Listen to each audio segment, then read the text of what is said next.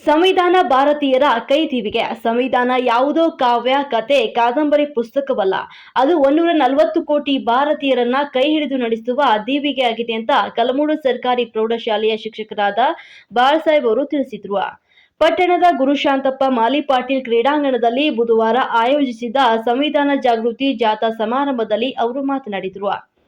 ಸಂವಿಧಾನವು ದೇಶದ ಮೂಲ ಕಾನೂನು ಆಗಿದ್ದು ರಾಷ್ಟ್ರಗಳಂತ ಪ್ರಗತಿಯ ಸಂಕೇತವಾಗಿದೆ. ಪ್ರಜಾಪ್ರಭುತ್ವದ ಉಳಿವಿಗೆ ಸಂವಿಧಾನ ಅಗತ್ಯವಾಗಿದ್ದು ಸಮಾನತೆ, ಸಹೋದರತೆ, ಸಾರ್ವಭೌಮತ್ವ, ಪ್ರಜಾಸತ್ತಾತ್ಮಕ ರಾಷ್ಟ್ರಕ್ಕೆ ಸಮಗ್ರ ಕಾನೂನುಗಳನ್ನು ಒಳಗೊಂಡ ಸಂವಿಧಾನ ಅಗತ್ಯವಾಗಿದೆ. ಭಾರತದ ಪ್ರತಿಯೊಬ್ಬ ಪ್ರಜೆಯೂ ಕೂಡ ಸಂವಿಧಾನ ಅತ್ಯವಶ್ಯಕ ಅಂತ ತಿಳಿಸಿದ್ರು. ಕಮಲಾಪುರದಲ್ಲಿ ಬುಧವಾರ ಸಂವಿಧಾನ ಜಾಗೃತಿ ಜಾಥಾ ರಥಕ್ಕೆ ತಹಸೀಲ್ದಾರ್ ಮೊಹಸಿನ್ ಅಹಮದ್ ಅವರು ಚಾಲನೆಯನ್ನ ನೀಡಿದ್ರು.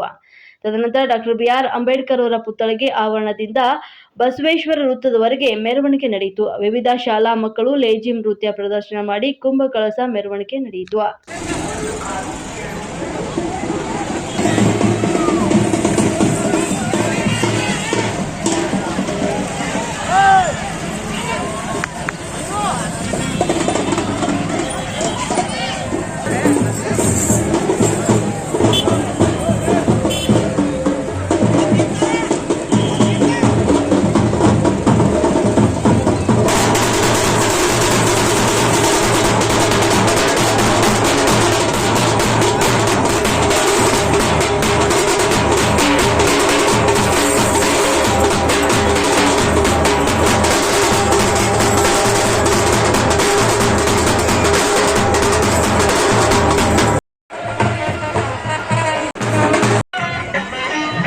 ಭಾರತೀಯರ ಶೌರ್ಯ ಮೆರೆದ ದಿನ.